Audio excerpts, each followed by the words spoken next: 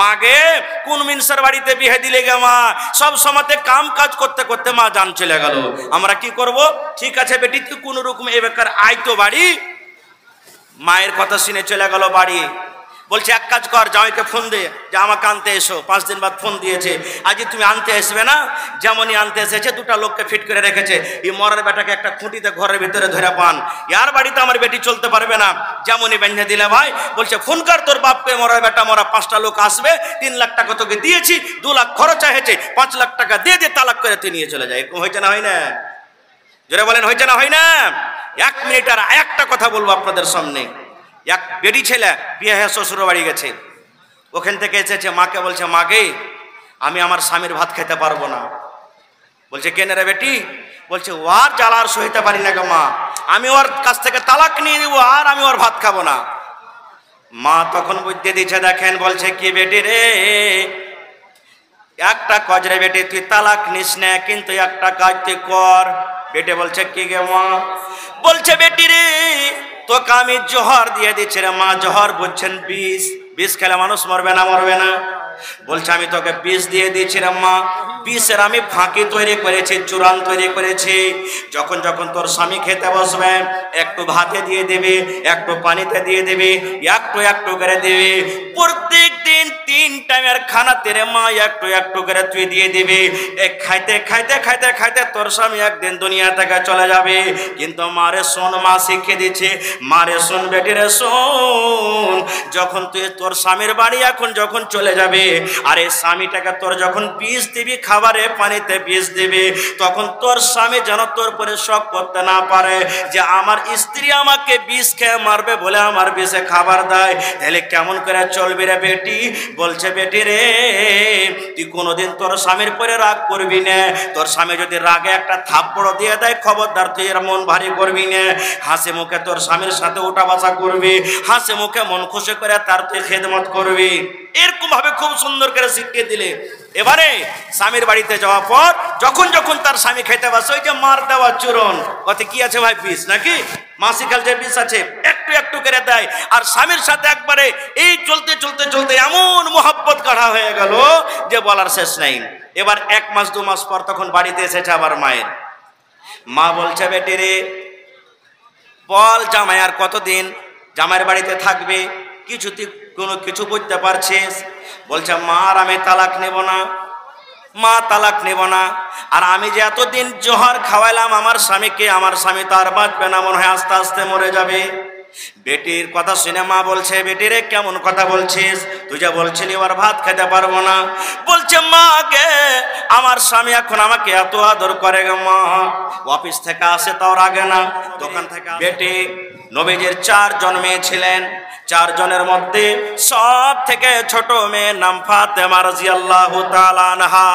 নবীর ছোট বেটির নাম কি? নবীর ছোট বেটির নাম কি? ফাতেমা রাদিয়াল্লাহু তাআলা আনহা। এটা হলো কে? হযরত আলী রাদিয়াল্লাহু তাআলা আনহুর স্ত্রী। আর একদিক থেকে আলী হলেন কে? নবীজির কাকাতো ভাই। শর্টে 2 মিনিটে এবার আব্বার কাছে এসেছেন দেখার করার জন্য, কিছু চাইবো বলে। যেমন আপনার বেটিরা আপনার কাছে চাহে, আপনি একটা মোবাইল দেন, আব্বাজি একটা ছাগল দেন, আব্বাজি একটা মুরগি দেন, আব্বাজি একটা গরু দেন, আব্বাজি এই দেন ওই দেন, মিটকেস দেন, গজরেজ দেন, চাহে কি চাহে না? তা আল্লাহ নবীর ছোট বেটি ফাতেমা রাদিয়াল্লাহু তাআলা আনহা আব্বার কাছে চাইতে এসেছেন। এবার যেই সময়তে গেলেন বাপের বাড়িতে, ওই সময়তে কিন্তু নবীজি বাড়িতে নেই, দিনের কাজে গেছেন, কোনো কামে কাজে গেছেন। আর মা ফাতেমা রাদিয়াল্লাহু তাআলা আনহার যেটা নিজের মা খাদিজা দুনিয়াতে বেঁচে নেই, দুনিয়া থেকে চলে গেছেন। বাড়িতে কে আছেন? আল্লাহ নবীর আরো একজন স্ত্রী মা আয়েশা রাদিয়াল্লাহু তাআলা আনহা, এটা হলো ফাতেমার সতার মা, বাড়িতে আছেন। ফাতেমা এলেন, আসার পর বলছে সতার মাকে, মা আয়েশাকে, কি মা আব্বা বাড়িতে নেই? বলছে না রে বেটি তোমার আব্বা বাড়িতে নেই। কোথায়? দিনের কাজে গেছেন বা কোনো কাম কাজে গেছেন, আশপাশ বহে আছে। কি কথা বল, তোমার আব্বা আসবে তখন আমি বলে দেবো। তো মা ফাতেমা বলছেন না, আব্বা আসবে তখনই বলবো। এই আমার মায়েরা খালারা শুনেন, স্বামীর প্রতি মোহাব্বত ভালোবাসা কি জিনিস দেখেন। এবার মা ফাতেমা দেখলেন যে আব্বা বাড়িতে নেই, আর রুকলেন না যে ঠিক আছে মা 1 ঘন্টা দাঁড়াই 2 ঘন্টা দাঁড়াই আরাম করি, আব্বা আসবে তখন দেখা করে যাব না, তখনই নিজের স্বামীর বাড়ি চলে গেলেন। না, থাকবো না আব্বার বাড়িতে, আব্বার অপেক্ষা করব না, আমি নিজের স্বামীর বাড়িতে চলে যাব। কে জানি আমার স্বামীর পানির দরকার হবে, খাবারের দরকার হবে, কি আমার দরকার হবে, কখন কোন জিনিসের দরকার হয়ে যাবে, আমার স্বামী আমাকে খুঁজবে, আমি সামনে না থাকলে আমার উপরে রাগ করবে, তখনই চলে গেলেন। আহা হা হা। আর এখনকার দেখেন মা খালারা যদি বলে যে এ আব্দুল্লাহর বাপ কি হয়েছে জি, বলছে আমার মাকে একটু দেখতে যাব, যাবো আর আসবো, যাবো আসবো যদি কহে যায় ভাই তো একদিন হয়ে যাবে, একদিন বলে যায় তো 5 দিন হবে, মানে এরকম কিছু বুঝবে না স্বামী কি জিনিস। এবার চলে গেলেন ঘুরে। নবী আমার সন্ধ্যাবেলাতে বাড়ি এলেন। যখনই নবী আমার বাড়ি এলেন, মা আয়েশা রাদিয়াল্লাহু তাআলা আনহা এবার নবীকে বলছেন, ইয়া রাসূলুল্লাহ, আল্লাহর নবী গো, ফাতেমা আপনার সাথে দেখা করার জন্য এসেছিল। আপনার কলেজার টুকরা ফাতেমা, আপনার ভালোবাসা বেটি ফাতেমা আপনার সাথে দেখা করার জন্য এসেছিল গো নবীজি। নবী আমার বলছেন, বিবি রে, আমার ফাতেমা কি বলছিল রে বিবি, কি কারণে আমার কাছে এসেছিল আমার মা? আমার কলেজার টুকরার সাথে আমার দেখা হয়নি, আমার কলেজার টুকরা কি বলেছেন? এ আমার ভাইয়েরা মায়েরা শোনেন, যখন কথাটা বলা মা আয়েশা বলছেন, ইয়া রাসূলুল্লাহ, আমাকে বলে যায়নি, কি দরকার এসেছিল ফাতেমা আমাকে কিচ্ছু জানেনি, আব্বাকে বলবো বলে চলে গেছে। আমার বেটি আমার সাথে দেখা করার জন্য এসেছিল, কিন্তু আমার মায়ের সাথে দেখা হলো না। এবার নবীজি তাড়াতাড়ি করে নিজের বেটির সাথে দেখা করার জন্য চলে গেলেন। এবার রাত কিন্তু হয়ে গেছে। এবার হযরত আলী এবং ফাতেমা তারা বিছানায় কিন্তু শুয়ে গেছে। এবারে নবীজি দুয়ারে ডাক দিচ্ছেন, ফাতেমা ও আলী, তোমরা কে বাড়িতে আছো? কারণ আল্লাহ বলেন, নবী বলেছেন, ওয়াপারের বাড়িতে যখন তুমি ঢুকবে তুমি পারমিশন নিয়ে নাও, ইজাজত নিয়ে নাও, তোমার বেটির বাড়ি হোক জামাইয়ের বাড়ি হোক, তাও তোমাকে অনুমতি নিয়ে যেতে হবে। নবীজি দুয়ারে দাঁড় হয়ে বলছেন, ফাতেমা তুমি কে বাড়িতে আছো? মা আলী বাবা তুমি কি বাড়িতে আছো? যেমনই আব্বার কথা শুনলেন, ফাতেমা বলছেন, আব্বা আমরা বাড়িতে আছি। দয়ার নবী বলছেন, আমার জামাই আলী কই? বলছে, আব্বা গো, আপনার জামাই আলী বিছানায় শুয়ে আছে। আমার নবী বলছেন, ফাতেমা রে, তোমরা দুজন বিছানায় শুয়ে থাকো, যেভাবে তোমরা দুজন বিছানায় শুয়ে আছো এইভাবে থাকো, আমি নবী তোমাদের ঘরে আসছি। মা ফাতেমা বলেন, এবার আমার আব্বাকে আসার অনুমতি দিয়ে দিলাম। এক বিছানাতে আমি আর আলী শুয়ে আছি, এক সাইডে আমি শুয়ে আছি, এক সাইডে আমার স্বামী আলী শুয়ে আছেন। আমাদের দুজনের মধ্যখানে আমার দয়ার নবী আমাদের দুজনের মধ্যখানে এবার বসে গেলেন। বসে যাওয়ার পর শর্টে বলছি বন্ধুরে, এবার নবী বলছেন, ফাতেমা আমি নাকি শুনলাম রে মা তুমি আমার সাথে দেখা করার জন্য গিয়েছিলে। ফাতেমা তুমি কি দরকার আমার কাছে গিয়েছিলে রে মা? কি তোমার দরকার ছিল? কি জন্য তুমি আমার সাথে দেখা করার জন্য গিয়েছিলে রে মা? তুমি বলো তো। এই আমার মায়েরা ভাইয়েরা শুনেন, যখন কথাটা বলা মা ফাতেমা রাদিয়াল্লাহু তাআলা আনহা এবার নিজের হাতখানা এরকম ভাবে আব্বাকে দেখাচ্ছেন, আব্বা গো, এই যে আপনি আমার হাতের দেখে দেখেন গো আব্বা জান, এই যে আপনি আমার হাতখানা দেখেন। এবার দয়ার নবী যখন হাতখানা দেখলেন, ফাতেমার হাতে কিন্তু ফোঁসা পড়ে আছে। আপনারা জানেন, কোদল যদি মাঠে চালাইতে যান, কোদল চালাইতে চালাইতে হাতে ফোঁসা আছে না আছে না? আপনি যদি বাঁশ কাটতে চলে যান, বাঁশ কাটতে কাটতে আপনার হাতে ফোঁসা আছে কিনা? এই মতো বলছে, আব্বা জান দেখেন আমার হাতখানা। দয়ার নবী দেখছেন হাতে কিন্তু ফোঁসা পড়ে আছে, কত ফোঁসা গলে গেছে, কত ফোঁসা হয়তো সাদা সাদা হয়ে আছে। এবার নবী বলছেন, ফাতেমা কি ব্যাপারটা রে মা, তোমার হাতে গলার দাগ কেন? তোমার হাতে কেন এগুলা ফোঁসা? কি কারণে তোমার হাতে ফোঁসা এসেছে রে মা? এবার ফাতেমা বলছেন, আব্বা গো, আপনার জামাইয়ের বাড়িতে আমি এসেছি গো আব্বা। আমি জাতা পিছে পিছে ইন্দারা থেকে পানি তুলে তুলে জাতা পিছে পিছে আমার স্বামীর বাড়িতে কাম কাজ করে করে আমার হাতে ফোঁসা পড়ে গেছে। তাই আপনার কাছে আমি গিয়েছিলাম। আমি শুনলাম আপনি লড়াই করে যুদ্ধ করে অনেক দাস দাসী পেয়েছেন। যদি একটা দাসী আমাকে যদি দিতেন, আমার বাড়িতে কাম করতো, আমার মদত করতো, আমি আরাম পাইতাম। আর এর জন্য আপনার কাছে আমি একটা দাস কিংবা দাসী নেওয়ার জন্য গিয়েছিলাম। ভাই আমার, দাস দাসী আনার জন্য আমি গিয়েছিলাম। এবার নবীজি তার বদলতে কি বলছেন তাকে জানেন? আমি ওদিকে যাব না খো, কারণ কথাটা লম্বা হয়ে যাবে। আমি পয়েন্ট আপনাকে শুধু এটা আমি দেখাতে চাই। কি পয়েন্ট দেখাতে চাই? ফাতেমাটা কে? কে ফাতেমাটা?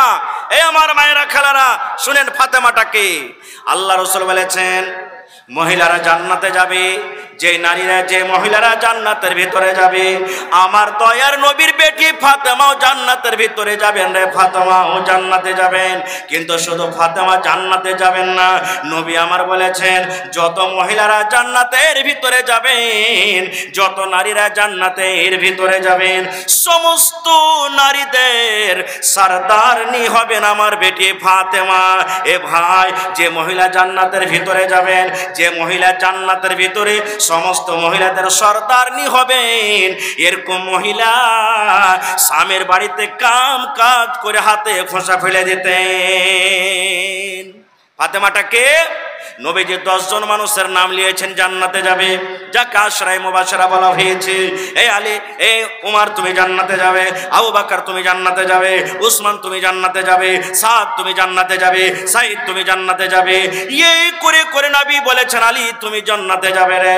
এ ভাই মুসলমান, দুনিয়াতে জান্নাতের সার্টিফিকেট পেয়েছেন, হযরত আলী জান্নাতের ভিতরে যাবেন, দুনিয়াতে খুশখবরি পেয়েছেন। এরকমই জান্নাতি লোকটার স্ত্রী হলেন কে? ফাতেমা রাদিয়াল্লাহু তাআলা আনহা, যে নিজের স্বামীর বাড়িতে কাম কাজ করে করে হাতে ফোঁসা ফেলে দিতেন। আহা হা হা ভাই আমার, আমি কথার দিকে যাব না, কিন্তু এই মতো শেখায় যদি আজকে আমাদের বেটিরা কি হচ্ছে, জীবনটা নষ্ট হয়ে যাবে। আমার শাইখে মুহতারাম বসে আছেন, জিজ্ঞাসা করেন, তারা দানা বিনা মানুষ।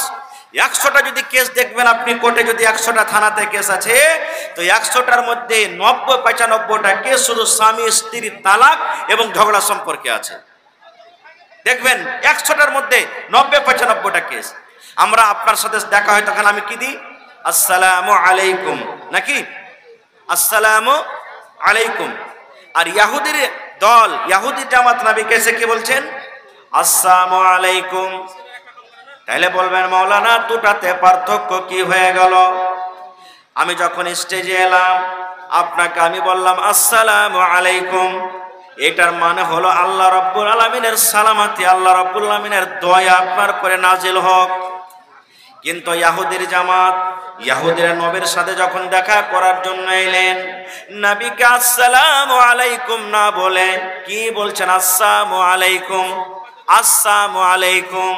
এই কথাটার মানে হলো হে নবী তোমার পরে মওত আসুক, তুমি মরে যাও, তোমার পরে মওত আসুক। দেখেন দুটা, আসসালামু আলাইকুম এটা হলো দোয়া, আল্লাহ এবং আল্লাহ রাসূল দিয়েছেন। একটা মুসলমান আর একটা মুসলমানের সাথে যখন দেখা করবে, তার মধ্যে একটা হক হলো নবী বলেছেন তুমি চিনো কিংবা না চিনো রে উম্মত, কিন্তু তুমি জানছো এটা মুসলমান, তাকে তুমি সালাম দাও। কিন্তু ইহুদির জামাত, ইহুদির দল যখন নবীর কাছে এলেন, আসাবার আসসালামু আলাইকুম না বলে আলাইকুম মানে নবী তোমার পরে মওত আসুক, তুমি মরে যাও।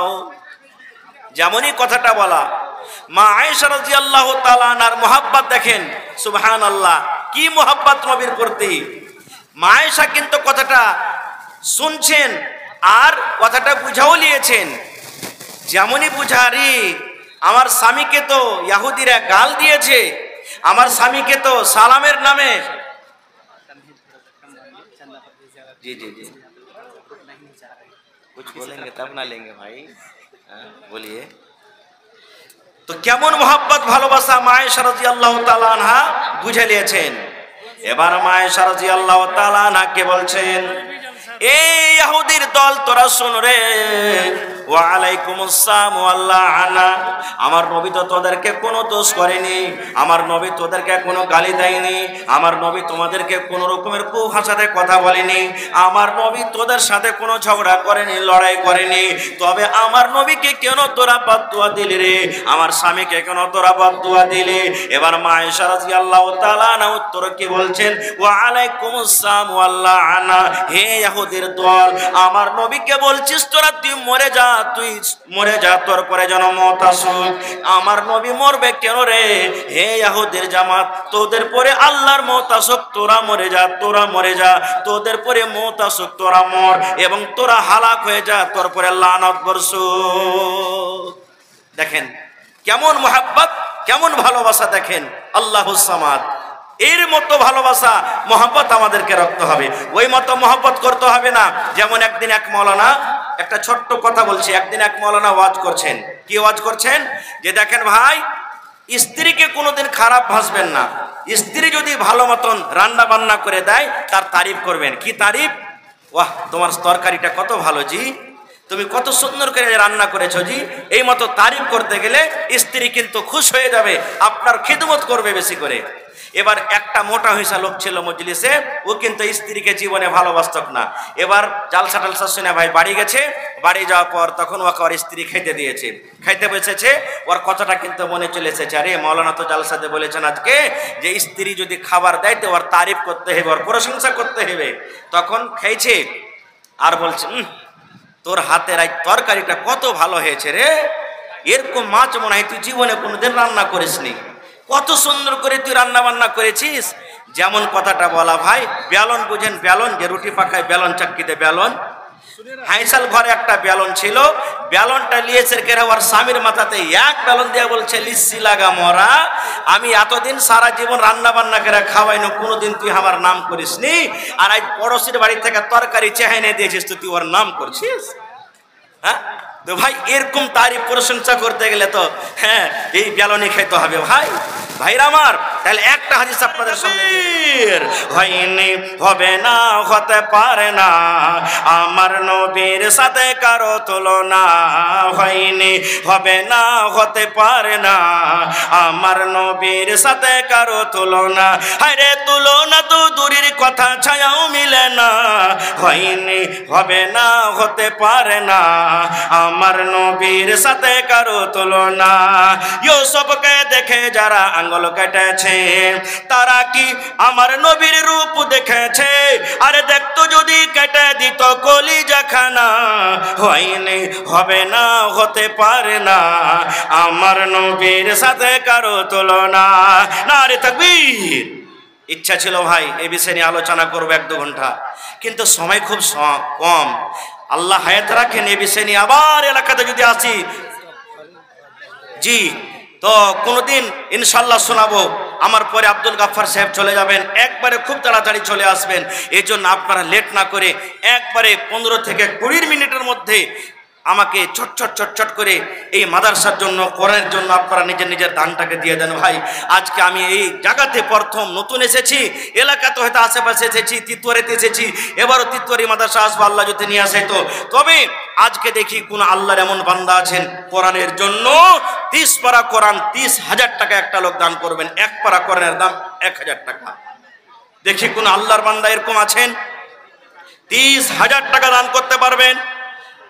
দেখি কোন আল্লাহর বান্দা আছেন এলাকাতে 1 কাঠা কিংবা 1 ডিসমিল জমিন এই কোরআনের জন্য, মাদ্রাসার জন্য দান করতে পারবেন। দেখি কোন আল্লাহর বান্দা এরকম আছেন মৌলানা মাদ্রাসার জন্য, দেখছি টিনের ঘর, টিনের বাড়ি, আমি 1000 ইট কিংবা 1000 ইটের দাম আমি দিয়ে দিলাম। মৌলানা আমি 1 গাড়ি 100 সেফটি গিট্টি কিংবা গিট্টির দাম দিয়ে দিলাম। মৌলানা 1 কন্ট্রোল রডের দাম দিয়ে দিলাম, কিংবা 100 সেফটি আমি বালুর দাম দিয়ে দিলাম। দেখি কোন আল্লাহর বান্দা, আল্লাহওয়ালা, কোরআনের সাথে মোহাব্বত করনেওয়ালা কিংবা ওয়ালি কেমন আছেন দেখি। আজকে 10,000 টাকা প্রথম একটা লোক দান করবেন, 20,000 টাকা একটা লোককে দান করনেওয়ালা আছেন, 50,000 টাকা দেনেওয়ালা কে আছেন। এবং মায়েরা, খালারা, বোনেরা, দিদিরাকে বলবো, আপনাদের পেন্ডালে হয়তো চাদর ঘুরছে, এ আমার বোনেরা এই মাদ্রাসার জন্য, কোরআনের জন্য মন খুলে খুলে আপনারা টাকা থেকে নিয়ে, কানের থেকে নিয়ে, সেওয়ার থেকে নিয়ে, হাতের পায়ের থেকে নিয়ে মন খুলে খুলে আপনারা এই মাদ্রাসার জন্য দান করবেন। কারণ এই মাদ্রাসা হলো মুসলমানের জান, মান, শান। মাদ্রাসা আছে তো আপনার ঈমান আছে। মাদ্রাসা যদি বন্ধ হয়ে যায় তাহলে আপনি দিন থেকে কিন্তু ইয়াতিম হয়ে যাবেন। যেমন একটা ছেলের বাপ মরতে গেলে ছেলেটা ইয়াতিম হয়ে যায়, এই মতো মাদ্রাসা যদি না চলে, মাদ্রাসা বন্ধ হইলে আমি দিন থেকে কিন্তু শরীয়ত থেকে দূরে হয়ে যাব। এই জন্য ভাইরে, এই কোরআনের জন্য মোহাব্বত, ভালোবাসা দেখিয়ে দেখি একটা লোককে এমন আছেন 10,000 টাকা দান করতে পারবেন। এলাকাতে মেলায় দেখছে ঠিকাদার, মেলায় বিজনেসম্যান, মেলায় আমার চাষি ভাইরা, ডাক্তার, মাস্টার, প্রফেসর অনেক রয়েছেন। আমি আপনাদের সময় বেশি নিব না, খুব শর্টে আমার শাইখে মুহতারাম এসে হাজির হয়ে গেছেন। দেখেন, বাস 10-15 মিনিটের মধ্যে চট করে একটু আমার হাতে দিয়ে দেন। এবং 50টা লোককে আমি দেখতে চাই এক পারা করে কর্নের দাম 1000 করে কেজিতে পারবেন। একজন না পারলেন, 2 ভাই মিলেন দিয়ে দেন, আমি 500 দিলাম ভাই, তুমি 500 দাও, আর দিয়ে 1 পারা কর্নের দাম আমরা চলো জমা করে দিই। ভাই কর্নের একটা হরফের দাম আমাদের দেওয়ার ক্ষমতা নাই, তবে কোরআনের মান সম্মানকে দেখি, আল্লাহ তাবারক ওয়া তাআলাকে রাজি করার জন্য দেখি একটা লোক আমার হাতে কি এমন আছেন, দেখি কোন আল্লাহওয়ালা আছেন 10,000 টাকা জমা করতে পারবেন। এত বড় এলাকার মধ্যে আছেন দেখি। মেলে জায়গাতে জমিন পাওয়া গেছে, মেলে জায়গাতে ইট পাওয়া গেছে, মেলে জায়গাতে মেলে রকম দান পাওয়া গেছে। আজকে আমার এই গিদ্দাবাড়ি মাদ্রাসাতে দেখি কোনো নওজওয়ান, কোনো যুবক কে এমন আছেন যে মায়ের জন্য, বাবার জন্য, নিজের ছেলে মেয়ের জন্য বা নিজের জন্য 10,000 টাকা, 15,000 টাকা, 20,000 টাকা, 50,000 টাকা কিংবা 1 ডিসমিল জমিন, চাহে জমিন মাদ্রাসার আঞ্জর পাঞ্জর হোক কিংবা কোনো মাঠে ময়দানে হোক। মাশাআল্লাহ, এই দেখেন আমার ভাই माशाल्लाह शफीक आलम साहेब 1000 টাকা। इधर मास्टर करीम साहब जी जी दे रहे हैं, देखिए क्या दे रहे हैं। माशाल्लाह আমার ভাই শফিক আলম ভাই 1000 টাকা এক পারা কর্নের দাম দিয়েছেন। আমি 50 কলম চেয়েছি 1000 টাকা করে।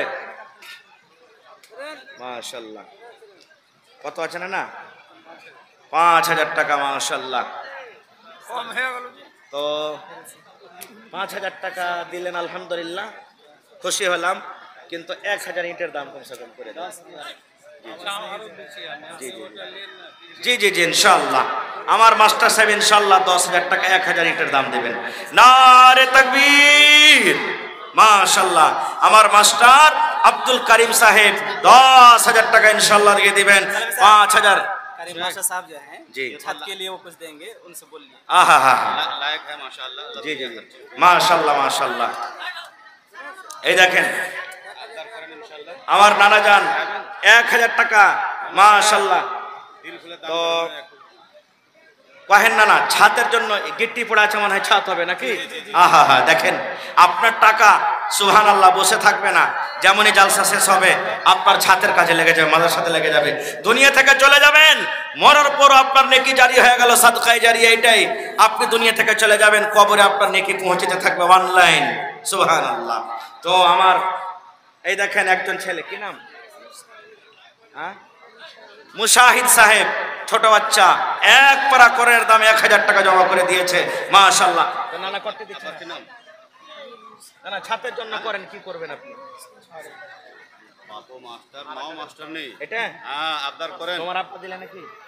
তোমার আব্বা এখানে নাই জলসাতে? আছে আপনি खबीर साहब, তোমার আব্বার নাম কি? मास्टर खबीर साहब।